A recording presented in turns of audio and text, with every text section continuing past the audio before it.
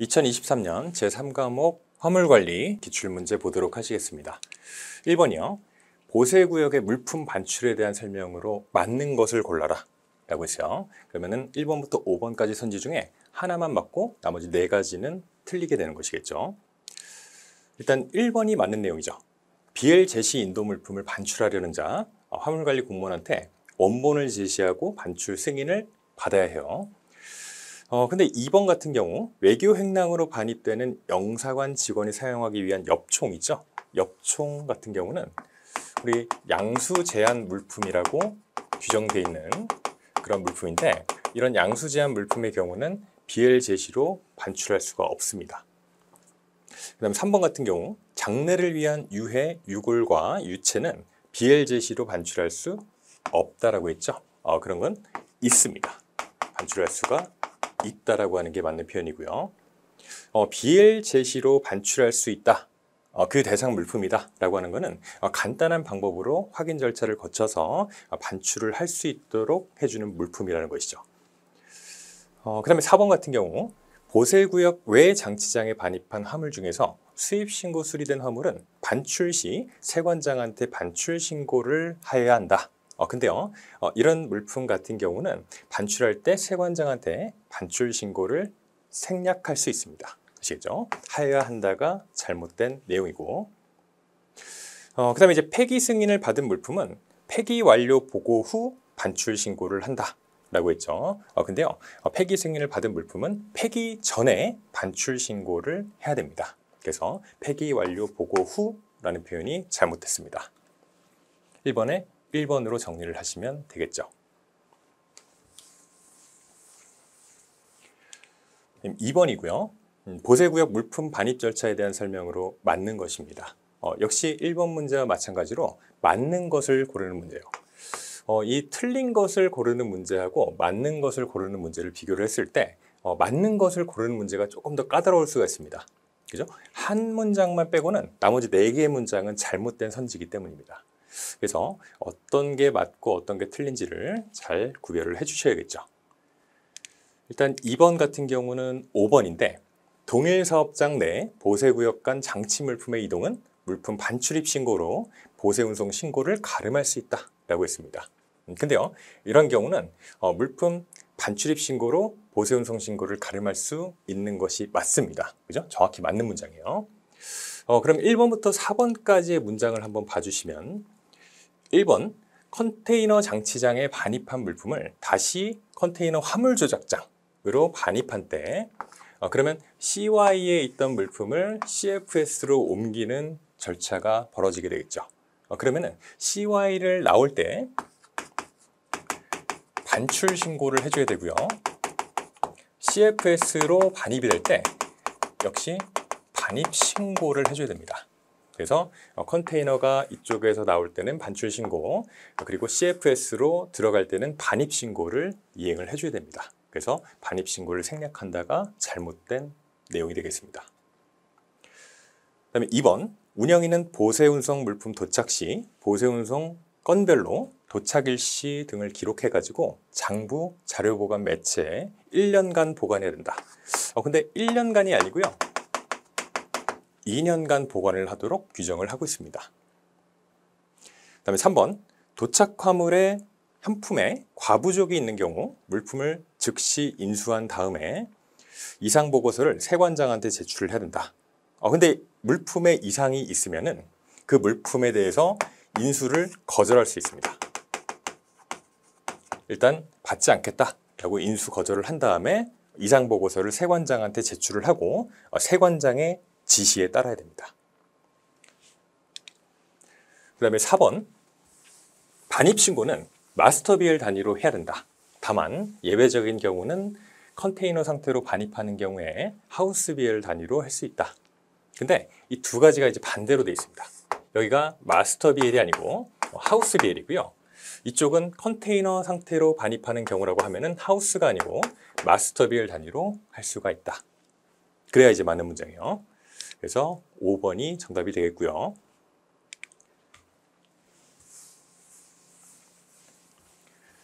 그다음 3번. 보세 창고에 장치할 수 있는 내국 물품에 관한 설명으로 맞는 것입니다. 역시 여기가 맞는 것을 고르는 문제인지 또는 틀린 것을 고르는 문제인지를 잘 구분을 하셔야 돼요. 그게 이제 첫 시작입니다. 그러면은 3번 같은 경우 3번 내용을 한번 보시죠. 자율관리 보세구역으로 지정받은 자가 장부를 비치하고 반출입사항을 기록 관리하는 경우 내국 물품의 반출입 신고를 면제하거나 기재사항의 일부를 생략하게 할 수가 있습니다.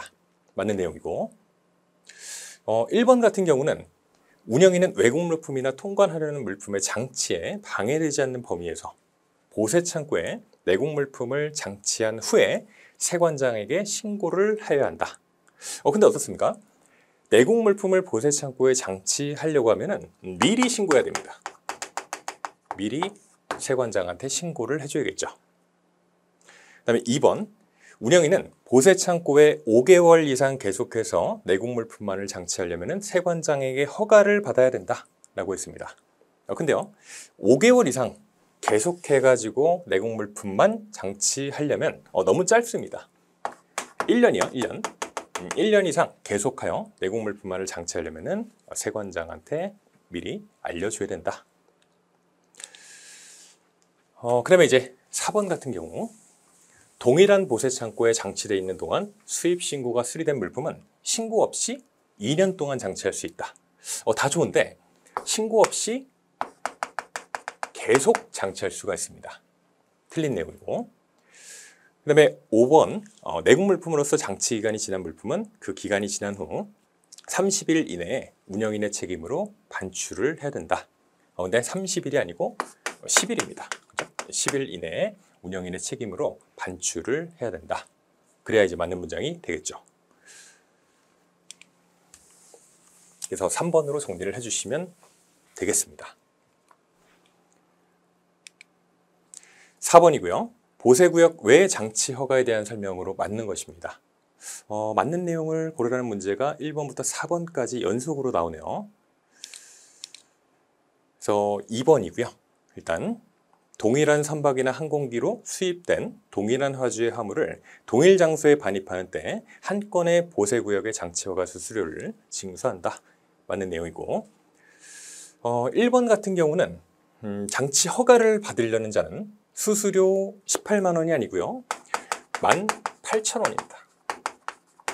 18,000원이고 그다음에 협정에 의해서 관세가 면제되는 물품에 보세구역 외 장치 허가를 받으려면은 수수료를 납부하여야 한다. 근데 이런 물품의 경우는 수수료를 면제합니다. 면제 대상이 되겠습니다. 그다음에 4번하고 5번도 한번 볼까요? 세관장은 보세구역 외에 장치허가 신청을 받은 경우 보세구역 외 장치허가 기간 이내를 담보기간으로 하여 담보 제공을 명할 수 있다. 근데 허가 기간까지만 담보기간으로 설정을 해두면은 굉장히 빡빡합니다. 그래서 장치 허가 기간 더하기 1개월을 한 기간을 담보기간으로 설정을 합니다. 조금 여유 있게 설정을 해주는 거예요. 그 다음에 5번 같은 경우 세관장은 제조업체가 수입하는 수출용 농산물 원자재는 허가 신청 시 담보 제공을 생략하게 할 수 있다. 이런 물품 같은 경우는 담보 제공을 해야 되는 대상입니다. 그래서 생략할 수가 없습니다. 그래서 5번도 틀린 내용이 되겠죠. 그래서 4번은 2번으로 정리를 해주시면 되겠고요. 5번입니다. 수입 또는 반송 신고를 지연한 경우에 가산세에 대한 설명으로 맞는 것이죠. 역시 5번도 맞는 것을 고르는 문제입니다. 맞는 게 어떤 걸까요? 보시면은 4번인데 한국전력공사에서 직접 수입해서 사용할 물품 신고지연 가산세 징수 대상이다 라고 했죠. 근데 신고지연 가산세 징수 대상의 경우는 정부나 지방자치단체 또는 이제 뭐 국가가 되겠죠. 여기서 직접 수입해가지고 자가 사용할 물품의 경우는 가산세 징수 대상에 포함되지 않습니다. 아시겠죠? 그러니까 결국에는 정부 또는 국가 또는 지자체가 수입해가지고 수입 주체가 이쪽이 되는 거예요. 근데 만약에 수입하는 과정에서 가산세가 부과되는 사유가 발생했다는 거죠. 그러면은 또 다른 국가 행정기관인 관세청 세관에서 이 정부, 국가나 지자체를 상대로 가산세를 징수한다. 실익이 있겠습니까? 실익이 없습니다. 그래서 정부나 국가, 지자체가 수입하는 과정에서 가산세 징수 대상에 해당이 되면은 그거를 부과하지 않습니다. 근데 한국전력공사라고 하는 것은 뭐 공기업에 해당이 되긴 하겠죠. 근데 관세법상으로 규정되어 있는 정부, 국가, 지방자치단체에 해당되는 주체는 아닙니다. 그래서 한국전력공사에서 수입하여 사용할 물품과 관련해 가지고 가산세 부과 사유가 발생했을 때는 가산세를 부과 징수하게 됩니다. 그래서 4번이 맞는 내용이 되겠죠. 그다음에 1번 보시면은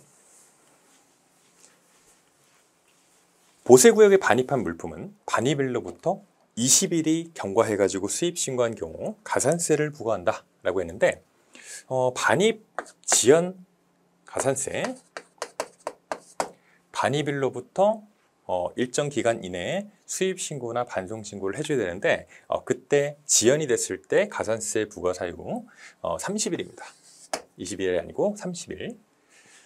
그 다음에 2번 같은 경우 수입 또는 반송 신고를 하지 않았을 때 경과기간에 상관없이 해당 물품의 과세 가격의 1000분의 5 이쪽도 조금 잘못된 부분이죠. 1000분의 5가 아니고 100분의 2입니다. 2% 그걸 맥시멈으로 해가지고 경과기간에 차등적으로 적용을 해서 가산세를 징수를 하게 됩니다. 3번 신고지연 가산세액은 1000만 원을 초과할 수 없다. 근데 500만 원이요. 500만 원을 초과할 수가 없습니다.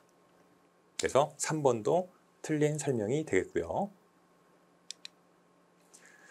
그 다음에 5번 같은 경우 계절관세 적용 물품 중 관세청장이 공고한 물품은 가산세 부과 대상이 된다.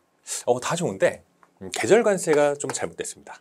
계절관세 대신에 할당 관세 적용 물품 이렇게 설명이 돼줘야 된다. 그래서 할당 관세라고 하는 것은 수요자와 생산자 모두를 충족시키기 위한 이중 관세율 제도다라고 공부를 하셨죠. 그래서 세율을 인하할 수도 있고요. 또는 세율을 인상해가지고 적용할 수도 있습니다. 그래서 뭔가 물품의 어떤 수급을 조절하고 국내 물가를 안정시키기 위한 관세율 제도다라고 이해를 해주시면 되겠습니다. 그래서 4번으로 정리를 해주시면 되겠고요. 그다음에 6번 보세 화물을 취급함에 있어 세관장의 허가를 받아야 되는 작업으로 모두 맞는 거. 허가사항이요. A부터 2번까지 한번 볼까요? A 같은 경우는 보세구역 외 장치 허가, 그 다음에 견본품 반출 허가사항이죠. 그 다음에 보수작업은 세관장의 승인을 얻어야 됩니다. 그리고 장치 물품의 폐기는 세관장의 승인을 얻어야 되죠. 그 다음에 해체 절단 작업, 세관장의 허가를 받아야 된다. 그러면 결국에는 A, B, E가 되겠죠. A, B, E가 정답이 되겠습니다. 2번이고요.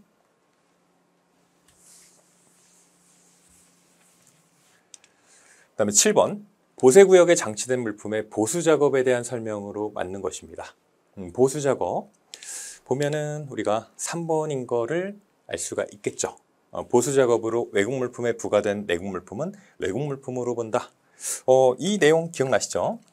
보세 창고에서 이 티셔츠에다가 라벨이 안 붙어 있어서 라벨을 이렇게 옆구리에 부착하는 작업을 수행한다. 라고 했을 때 이 티셔츠는 지금 현재 외국 물품입니다. 그러면 이 티셔츠 외국 물품의 보수 작업 재료로 사용할 수 있는 이 라벨은 어떤 물품을 써야 돼요? 내국 물품.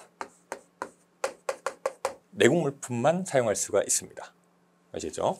다만 이 외국 물품인 티셔츠에 대한 보수 작업의 재료로 사용된 내국 물품인 라벨은 관세법상 외국 물품으로 본다 라는 내용, 바로 3번의 내용이에요.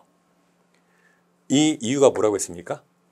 라벨이 내국 물품만 사용이 되긴 하지만은 결국에 티셔츠에 붙인 다음에 전체를 과세하기 위한 거다. 그죠? 과세의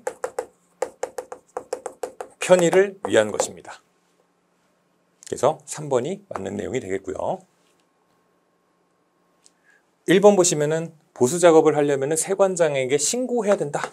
세관장의 승인 사항이었습니다. 그 다음에 4번하고 5번 한번 보실까요? 4번 같은 경우는 수입될 물품의 보수 작업 재료로 사용할 수 있다. 외국 물품이죠. 어떻습니까? 잘못됐죠? 라벨은 외국 물품이 아니고 내국 물품을 사용하라고 했습니다. 그 다음에 5번, 보세구역에 장치된 물품의 통관을 위해서 개장, 분할 구분, 합병의 작업을 하려는 경우는 보수 작업의 승인을 받지 않아도 된다. 무조건 보수 작업을 하려면 세관장의 승인을 받아야 된다. 그래서 승인을 받지 않아도 된다. 잘못된 설명이요. 그래서 7번에 3번으로 정리가 되겠습니다. 8번이고요. 보세구역에 반입되는 물품의 장치기간에 대한 설명으로 맞는 것입니다. 맞는 것을 고르라는 문제가 계속 나오고 있어요. 보시면은 3번에 장치 장소의 특허 변경으로 장치 기간을 다시 기산해야 되는 물품은 특허 변경 전 장치 장소에 반입한 날부터 장치 기간을 합산한다. 맞는 설명이 되겠고, 1번 같은 경우는 인천공항 항역 내 지정장치장에 반입한 물품에 대한 장치 기간은 6개월이 아니고요 2개월입니다.